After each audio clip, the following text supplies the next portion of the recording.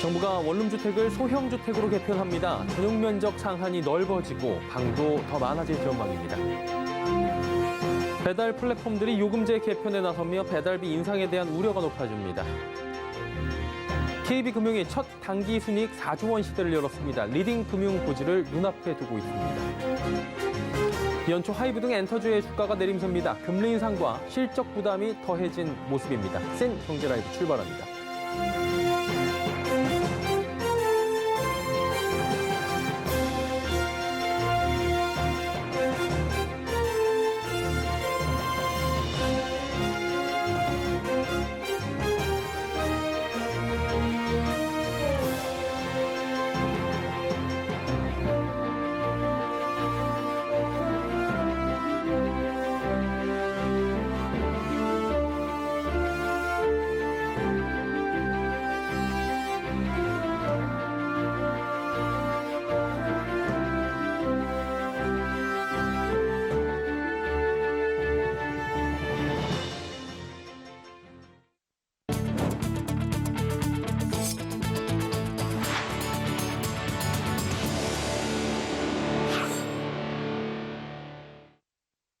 시청자 여러분 안녕하십니까? 센 경제라이브 서정덕입니다.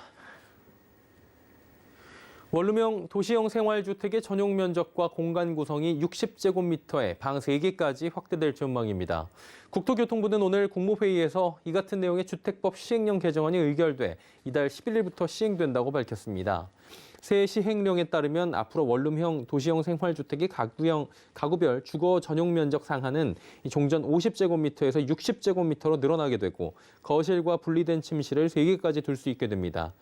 이는 원룸형의 면적과 공간 구성 제약으로 신혼부부나 유자녀 가구가 거주하기 어렵다는 지적이 제기됨에 따라 일반 소형 아파트 수준으로 넓힌 겁니다. 이에 따라 원룸형 도시형 생활주택의 명칭도 소형주택으로 변경됩니다.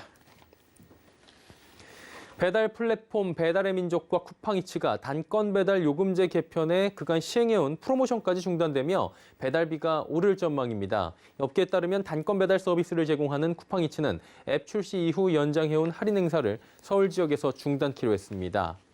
지난 3일 총 4가지 유형으로 요금제를 개편한 쿠팡이츠, 현재 프로모션 기간이 끝나게 된다면 연장하지 않고 새 요금제를 적용한다고 공지했습니다. 배달의 민족 역시 내달 21일부터 단건 배달 서비스 배민원의 프로모션을 종료하고 22일부터 서울, 경기, 인천 지역에서 개편된 요금제를 적용한다고 밝혔습니다. 그간 모든 가입업주는 프로모션을 적용받아 실질적으로 중개수수료 1,000원, 배달료 5,000원을 부담해왔습니다. 하지만 이번 요금제 개편으로 기존 금액보다 수수료와 배달비가 인하되더라도 프로모션 중단을 고려하면 업주의 실질적 부담 금액이 커질 수 있다는 분석이 나옵니다. 오늘부터 KB금융지주를 시작으로 주요 금융지주사들이 작년도 경영실적을 발표합니다. 4대 금융지주들이 역대급 실적을 거둘 것으로 전망되는데요. 특히 매년 리딩금융 자리를 다투는 KB금융과 신한금융, 누가 이 자리를 잡을지 관심이 쏠리고 있다고 합니다. 윤다혜 기자입니다. KB금융과 신한금융이 리딩금융 자리를 놓고 경쟁하고 있습니다. 오늘 KB금융은 이자 이익 증가 등으로 작년 단기 순이익 4조 4,096억 원을 거뒀다고 발표했습니다. 전년 동기에 비해 27.6% 늘어난 것으로 2020년에 이어 리딩금융지주 자리를 수성할 가능성이 높아 보입니다. 내일 실적을 발표하는 신한금융은 예상 순이익이 KB금융과 얼마 차이가 나지 않는 것으로 알려졌습니다. 금융정보업체 FN가이드에선 신한금융이 4조 2,264억 원을 기록할 것으로 관측했습니다. 두 금융은 작년 나란히 사상 처음으로 4조 원이 넘는 순이익을 거둔 것으로 추정됩니다. 신한금융과 같은 날 실적을 발표하는 우리금융은 4대 금융지주 중 가장 높은 성장률을 보인 것으로 예측되고 있습니다. 내일 모레 실적 공개를 앞둔 하나금융지주도 전년보다 25% 늘어난 순이익을 거둘 것으로 예상되고 있습니다. 금융지주들이 이처럼 역대급 실적을 달성한 데에는 핵심 계열사인 은행의 순이익이 대폭 확대됐기 때문입니다. 대출 성장세가 이어진 데다 한국은행의 기준금리 인상으로 대출금리가 크게 오르면서 예대금리 차가 급격히 벌어진 게 은행의 수익성을 개선시킨 것으로 풀이됩니다. 이에 따라 4대 시중은행은 직원들에게 기본급의 300%를 성과급으로 지급했습니다. 이자 장사에 따른 잔치란 비판 여론도 만만치 않아 은행권의 성과급 규모를 바라보는 시선은 곱지 않습니다. 서울경제TV 윤다입니다. 전기차 배터리 수요가 늘며 LG에너지솔루션이 3년 만에 흑자를 냈습니다. LG에너지솔루션은 작년 연간 매출 17조 8,519억 원, 영업이익 7,685억 원을 각각 기록했다고 밝혔습니다. 매출은 전년 대비 42%가 늘어났고 영업이익은 2018년 이후 3년 만에 흑자로 돌아섰으며 흑자 규모는 역대 최대치입니다. 차량용 반도체 공급 부족 등으로 연매출 목표였던 18조 9천억 원은 못 미쳤지만 전기차 수요 증가와 수율 등 생산성 개선 노력에 전년보다 매출이 크게 늘었다는 설명입니다. LG에너지솔루션은 올해 매출 목표로 약 19조 2천억 원을 지시했습니다. 지난해 대비 약 8%, 일회성 요인을 제외한다면 약 14%가 높아진 수치입니다. 현대차가 지난해 세계 수소 연료 전지차 시장에서 절반이 넘는 점유율을 차지하며 3년 연속 수소차 판매 1위에 올랐습니다. 에너지 전문 시장 조사기관 S&E 리서치에 따르면 지난해 전 세계에 등록된 수소 전기차의 판매 대수는 전년 대비 83% 증가한 17,400대를 기록했습니다. 현대차는 넥소 2021년형 모델 등 9,300대의 수소차를 판매해 점유율 53.5%로 1위를 차지했습니다. 판매 대수는 2020년 6,500대에서 41.9% 증가했지만 점유율은 69%에서 다소 떨어졌습니다. 한편 토요타는 지난해 4월부터 현대차의 월변 판매량 1위를 내준 이후 격차가 더 벌어지며 2위에 머물렀습니다. 연초부터 금리 인상과 긴축 우려가 가시화되며 전반적으로 성장주가 조정을 받고 있죠. 특히 지난달 엔터테인먼트 대장주라 불리는 하이브가 30% 넘게 조정받기도 했는데요. 윤혜림 기자가 전해드립니다. 지난 1월 국내 엔터테인먼트 관련 종목이 일제히 하락했습니다. 지난달 3일부터 28일까지 국내 엔터주 6종목의 평균 수익률은 마이너스 21.74%로 이 중 방탄소년단 소속사인 하이브의 주가가 32.09% 내리며 23만 7천 원까지 하락했습니다. 이러한 흐름의 원인으로는 연초부터 전 세계적으로 통화긴축 기조가 이어지며 성장주의 불리해진 투자 환경과 코로나19 변이 바이러스 확산으로 공연 재개 가능성이 불투명해진 점이 꼽힙니다. 이에 지난해 4분기 각사 주력 가수들의 복귀로 매출 기대감이 높았던 엔터사들의 실적도 기대치를 밑돌 것으로 예상됩니다. 특히 이 중 YG엔터테인먼트는 아티스트의 활동 공백이 길어지며 매출액과 영업이익이 전년 대비 10%가 넘게 감소할 것으로 보입니다. 다만 증권업계는 코로나19로 온라인 K-팝 시장이 확대된 만큼 오프라인 실적 우려가 과도하고 엔터사들의 플랫폼 강화 전략으로 온라인 상품 판매가 더욱 활성화될 것이라는 입장입니다. 올해 상반기 하이브는 팬덤 플랫폼 위버스 2.0 출시 계획을, YG엔터테인먼트는 최근 가상자산 거래소 바이낸스와 대체 불가능 토큰 신사업 진출 소식을 밝히는 등 아티스트 관련 지식재산권 매출이 가시화될 것으로 전망됩니다. 기본적으로 엔터사 펀더멘탈에는 변화가 없습니다. 글로벌 해외 확장과 콘텐츠 기반의 견조한 이익 체력 그리고 신사업 확장성을 고려를 했을 때 지금의 조정은 매수 기회라는 판단이고요. 특히 업종 내에서는 하이브를 가장 좋게 보고 있는 상황입니다. 서울경제TV 윤혜림입니다. 지난 2019년부터 주식 거래가 정지된 코오롱티슈진의 상장 폐지 여부가 연기됐습니다. 이래 코오롱티슈진 소액주주들의 기다림은 더욱 길어지게 된 셈인데요. 최민정 기자가 전해드립니다. 어제 한국거래소 코스닥 본부는 코오롱티슈진의 상장 폐지 여부를 심의 의결한 결과 판단 보류 결정을 내렸다고 밝혔습니다. 코오롱티슈진은 지난 2019년 3월 유전자 골관절염 치료제인 인보사 K주의 성분 논란이 있었습니다. 국내 허가 단계에서 제출한 주요 성분은 연골 유래세포로 시판 허가를 받았지만 실제로 사용된 성분은 신장 유래세포였어서 문제가 됐습니다. 이 사건으로 인해 코오롱티슈진은 상장 적격성 실질심사 대상에 올라 2019년 5월부터 주식 거래가 정지돼 있는 상태입니다. 상장 폐지 심사 절차는 코스닥의 경우 3심제로 코오롱티슈즈는 2019년 기심위에서 상장 폐지를 심의했고 2020년 1월 시장위에서 상폐를 의결한 바 있습니다. 코오롱티슈즈는 3심 단계에 있는 상황으로 시장위가 요구한 추가 자료를 제출하면 심사가 재개됩니다. 현재 코오롱티슈즈는 이 사건 외에도 횡령과 배임 혐의 발생 등으로 실질심사 사유가 발생해 오는 8월 또다시 기심위로부터 상장 폐지 여부를 판단받아야 하는 상황에 있습니다. 이에 상장 폐지 여부는 8월 31일 이후 기심위의 심의와 의결을 통해 결정될 예정이라 코오롱티슈즈 내 6만 소액주주들의 기다림은 당분간 계속될 전망입니다. 서울경제TV 최민정입니다. 지난해 수주 1위 자리를 중국에 내줬던 한국조선업계가 지난달 수주량에서도 중국에 소폭 밀린 것으로 나타납니다. 영국 클락슨 리서치에 따르면 올해 1월 전 세계 선박 발주는 전월 대비 72%가 증가한 307만 CGT로 집계됐습니다. 작년 9월 이후 감소하다 4개월 만에 반등한 수치인데요. 국가별 수주량은 중국, 한국, 일본 순이었습니다. 한국은 수주량이 160% 늘어났지만 50% 증가한 중국에 소폭 뒤졌습니다. 지난달 말 전 세계 수주 잔량은 전월 대비 11만 CGT 상승한 9,128만 CGT를 기록했습니다. 중국과 일본은 각각 4만 CGT, 24만 CGT가 줄었지만 한국은 69만 CGT가 증가했습니다. 기아가 다목적 모델로 활용 가능한 레이 1인승 밴을 출시했습니다. 특수 차량을 제외하고 국내 승상용 모델 중 1인승으로 인증받은 것은 이번에 출시된 레이가 처음입니다. 레이 1인승 밴은 최대 화물 적재 용량 1,628리터로 확대해 현존하는 경차 밴 모델 중 최대의 공간성을 구현했습니다. 또 동승석을 없애 운전자의 개인 짐을 보관할 수 있는 추가 적재 공간도 확보했습니다. 기아의 레이 1인승 밴은 앞으로 출시할 목적 기반 모빌리티의 방향성을 엿볼 수 있는 모델로 다양한 공간 활용성으로 고객에게 새로운 모빌리티 경험을 제공한다는 계획입니다.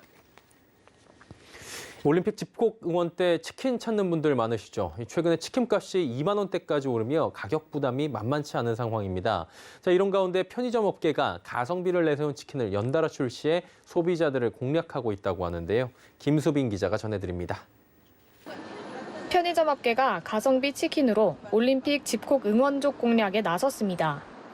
CU는 내일 순살 치킨과 치즈볼 등으로 구성된 자이언트 치킨 박스를 9,900원에 출시합니다. 가격을 대폭 낮췄지만 550g의 치킨과 다양한 소스, 치킨무, 그리고 음료와 사이드 메뉴까지 박스 하나에 담았습니다. 주문 후 튀겨지기 때문에 CU가 입점한 배달 플랫폼을 이용하거나 점포 픽업으로 이용할 수 있습니다. 세븐일레븐도 자사의 즉석 치킨 브랜드를 프라이드로 리뉴얼해 경쟁력 강화에 나섰습니다. 브랜드 리뉴얼과 베이징 동계올림픽을 연계해 4개 품종을 평균 32% 할인 판매하는 이벤트도 진행 중입니다. GS25는 자사 브랜드 치킨25의 기존 30여 종에 지난달 신메뉴를 출시해 치킨 판매에 박차를 가하고 있습니다. 편의점에서 판매하는 후라이드의 품질이 나날이 업그레이드됨에 따라서 지난해 매출이 30% 이상 늘었을 정도로 찾는 고객. 편의점 업계가 치킨 수요를 공략하고 나선 것은 국내 주요 프랜차이즈가 치킨 가격을 2만 원으로 올린 데다 배달비 부담까지 더해져 가성비를 앞세우면 승산이 있다고 판단했기 때문으로 풀이됩니다. 한편 치킨 프랜차이즈들도 편의점 업계의 공세에 맞서 올림픽 기간 다양한 할인 이벤트를 선보이고 있어 모처럼 소비자들의 선택의 폭이 넓어질 것으로 보입니다. 서울경제TV 김수빈입니다.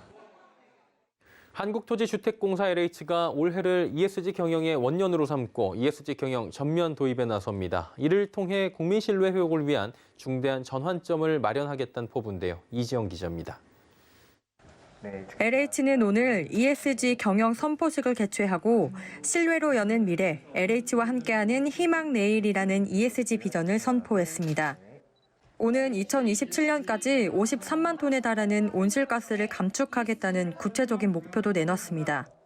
이번 선포식에는 김현준 LH 사장 등 경영진과 직원들이 참석해 적극적인 ESG 실천을 다짐했습니다. LH의 경영 환경과 사업 구조를 반영한 ESG 비전을 설정하고 환경, 사회, 지배 구조별 전략을 마련하여 투명, 청명, 공정, 국민 안전을 경영, 조직, 사업 등 전 분야에 접목한 LH형 ESG 경영 체계를 구축하였습니다. ESG 경영은 기업의 비재무적 요소인 환경, 사회, 지배 구조를 통해 지속 가능한 발전을 추구하는 경영 활동을 말합니다. LH는 올해 ESG 요소별 3대 전략 목표와 12대 전략 방향을 수립하고 목표 달성을 위한 세부 과제를 실행한다는 계획입니다. 우선 환경 분야에서는 제로에너지 주택 표준 모델 및 기술 개발을 통해 2027년까지 온실가스 53만 톤을 감축할 계획입니다. 사회 분야는 현장 안전 관리에 중점을 뒀습니다. 건설 현장에 디지털, 스마트 기술을 도입해 재해 제로를 달성하고 화재와 지진으로부터 안전한 주거 공간 창출, 노후 시설물 교체 등 주거 약자 편의시설 보강을 적극 추진합니다. 이와 함께 보호 종료 아동 등 사회 배려 계층에 대한 주거 지원 체계도 함께 강화해 나갈 계획입니다. 지배구조 분야에서는 임직원 행동 강령 강화 등으로 청렴한 조직 문화가 내재화되도록 하고 시민 참여형 심사평가 제도를 확대해 공정한 사업 체계를 마련할 방침입니다. LH는 ESG 경영의 실행력을 높이기 위해 앞으로의 성과를 지속 가능 경영 보고서를 통해 온라인으로 공개할 계획입니다. 서울경제TV 이지영입니다. 소상공인연합회가 더불어민주당에 30조 원 이상의 대규모 추경을 강조했습니다. 손실보상법 개정과 한국형 PPP 제도 도입 등도 요구했는데요. 정세미 기자입니다. 소상공인연합회가 코로나19로 어려움에 빠진 소상공인과 자영업자의 지원 현실화를 위해 30조 원 이상의 대규모 추경 필요성을 강조했습니다. 소상공인연합회는 어제 여의도에서 소공연 더불어민주당 정책협약식을 열었습니다. 이 자리에는 우상호 더불어민주당 선대위 총괄본부장과 김병욱 선대위 직능본부장, 오세희 소상공인연합회 회장 등이 참석했습니다. 소공연은 이날 더불어민주당에 차기 정부 소상공인 정책과제를 전달했습니다. 정책과제에는 소상공인 현안 10대 공통과제와 22개 업종의 현안 과제가 담겼습니다. 가장 먼저 코로나19 긴급 현안으로 소상공인 손실보상법 개정이 언급됐습니다.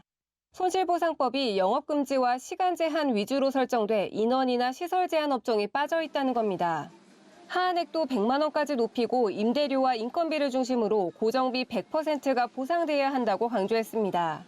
무엇보다 손실보상법에 너무 디테일하게 돼 있다 보니까 현실에 반영하지 못한 부분이 있어서 그 부분을 추경에 적어도 30조의 추경이 돼야지만 저희 그 손실보상의 현실화가 되지 않을까.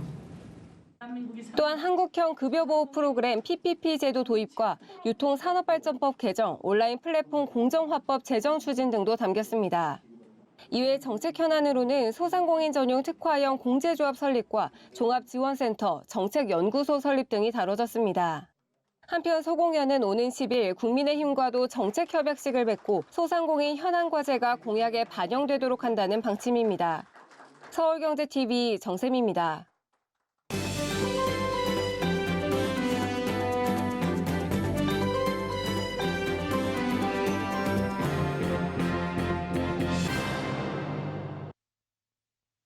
통상 부동산 투자를 할 때는 입지나 또 주변 상권이 잘 갖춰져 있는지, 또 기존의 건물은 잘 관리가 되고 있는지 등을 꼼꼼하게 살펴보는데요. 또 역으로 기능을 상실한 유령 건물을 저렴하게 매입해 생명을 불어넣고 또 지역 상권까지 살리는 스타트업이 있어 눈길을 끌고 있다고 합니다. 도시 문화기업을 표방한 유니온플레이스인데요. 이장호 유니온플레이스 대표를 이지영 기자가 만나고 왔습니다. 서울 한남동 언덕길에 기묘한 매력의 붉은 벽돌 건물. 유니온플레이스가 네 번째로 선보인 문화복합공간 유니온타운 한남입니다. 이 건물은 애초 노후도가 심해서 폐건물 수준이었지만 유니온플레이스의 손길을 거쳐 MZ세대 감각으로 완전히 탈바꿈했습니다. 1인실부터 9인실까지 소규모 비즈니스 팀에게 업무 환경과 서비스를 제공하고 넓은 공간에 프라이빗 오피스와 라이브러리를 갖춘 것이 특징입니다. 유니온플레이스는 지난해 7월 물류 네트워크 기업 보림 TNL과 손잡고 이 건물을 100억 원대에 사들였습니다. 이후 기획기간까지 포함해 약 5개월 만에 기묘한 저택이라는 컨셉으로 리모델링을 마쳤습니다.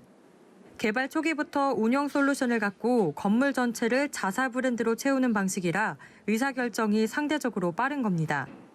저희는 다양한 배경의 사람들이 다양한 목적으로 한 공간에 모일 때 새로운 가치는 탄생한다고 믿고 있고요. 이를 위해서 어떤 특정의 어떤 공간 브랜드들이 분리된 채 개발되어 운영되는 것이 아니라 하나의 골목에서 또는 하나의 부동산의 하나의 공간에서 통합적인 사고로 통합 기획 운영하는 방식을 취하고 있고요. 이를 위해 KB 부동산 신탁 출신인 이장호 대표는 지난 2017년 유니언 플레이스를 설립한 뒤 부지에 직접 투자하는 동시에 책임 임차 계약을 맺어 운영하는 오퍼레이터 방식의 개발을 주도하고 있습니다. 지금까지 유니언타운이 들어선 곳은 교대, 당산, 강남, 한남 총 4곳입니다. 각 건물은 지역 특색에 맞게 계획 개발됐고 안에는 자체 개발 브랜드로 채워졌습니다. 바디 프로필을 찍을 수 있는 헬스 공간 업핏과 공유 주거 어플로 등이 대표적입니다. 유니언타운 한남점에는 식음료 브랜드 세르클이 입점돼 있습니다. 입주자 90% 이상이 2030 세대인 유니언타운은 청년 스타트업 인큐베이팅 공간이기도 합니다. 공유 주방에는 창업을 막 시작한 셰프들이 입주해 있고 일반인을 대상으로 한 쿠킹 클래스도 운영됩니다. 음식점 창업을 위한 인테리어나 가구 등 초기 비용이 들지 않아서 최근엔 공유 주방에서 배달 창업에 나서는 사업주들도 늘고 있습니다. 일단 공유 주방에 입주하는 업체들은 대부분 배달 창업을 하시는 분들인데요. 아무래도 이제 배달 수요가 코로나로 인해서 굉장히 많이 늘어났기 때문에 그 부분에서 굉장히 그분들의 어떤 수익적인 측면에서 코로나 이전보다는 수혜가 통합된 계획에 따른 공간 구성으로 건물 가치도 상승했습니다.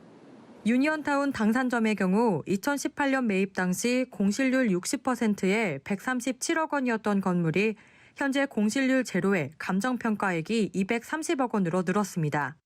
인상폭이 리모델링 등에 투입한 비용 40억 원보다 많은 셈입니다.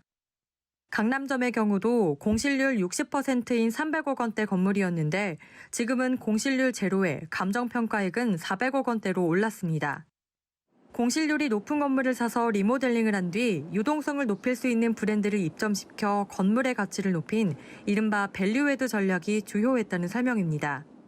저희 회사는 이제 공간을 개발하고 운영하는 디벨로퍼와 오퍼레이터의 기능을 두 가지를 다 가지고 있기 때문에 딜을 소싱해서 이제 부지를 개발하는 것부터 또 공간을 기획하고 어떻게 운영할지를 계획하고 설계하는 일, 그리고 그 공간을 실제로 디자인하고 또 운영하고 그리고 그걸 지속적으로 이제 공간을 운영할 수 있도록 마케팅하는 일까지 사실은 이걸 올인원으로 다 하고 있습니다.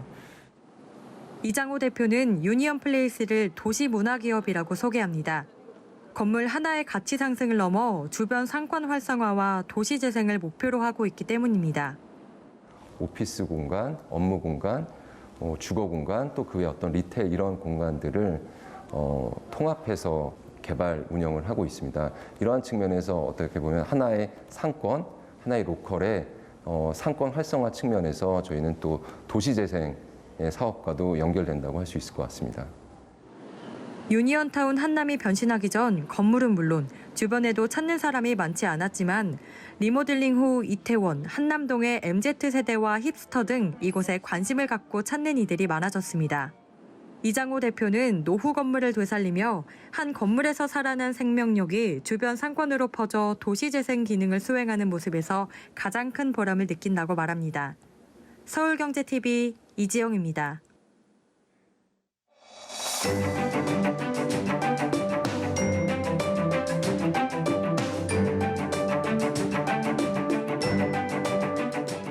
안녕하세요. K웨더 라이프스타일 예보 박유라입니다. 찬바람이 잦아들면서 공기가 한결 부드러워졌습니다. 내일도 강한 한파 없겠는데요. 서울의 아침 기온 영하 5도로 이맘때 겨울 추위를 보이겠고요. 한낮에는 6도 선까지 오르겠습니다. 모레와 글피에는 이보다 기온이 더 오르면서 아침 추위가 덜하겠고요. 낮에도 포근함이 감돌겠습니다. 다만 맑은 날씨가 이어지면서 대기 건조함이 갈수록 심해지고 있습니다. 일부 서울을 비롯한 수도권과 충북, 전남 동부와 동쪽을 중심으로 건조주의보가 내려진 상태고요. 동해안은 건조경보로 강화된 모습인데요. 화재가 나기 쉬운 만큼 불씨 관리를 잘해 주셔야겠습니다. 내일은 서해상에 위치한 고기압의 가장자리에 들겠습니다. 공기질은 대체로 양호하겠지만 중서부와 전북 지역은 먼지 농도가 나쁨 단계가 예상됩니다. 이 지역은 보건용 마스크를 꼭 착용하셔야겠습니다. 다음은 자세한 지역별 날씨입니다. 중부지방 맑다가 구름 많아지겠습니다. 아침 기온 춘천 영하 10도, 대전 영하 6도로 춥겠지만 낮에는 6도에서 8도 선으로 온화해지겠습니다. 동해안도 막다가 차츰 구름의 양이 늘겠습니다. 아침 기온 강릉 영하 2도, 속초는 영하 4도로 다소 춥게 시작하겠습니다. 남부지방 대체로 구름 많겠고요. 아침에는 영하권을 보이며 춥지만 낮에는 광주 10도, 부산은 11도까지 올라 포근하겠습니다. 전해 상해안은 구름 많겠고요. 물결은 최고 1.5m로 잔잔하게 일겠습니다.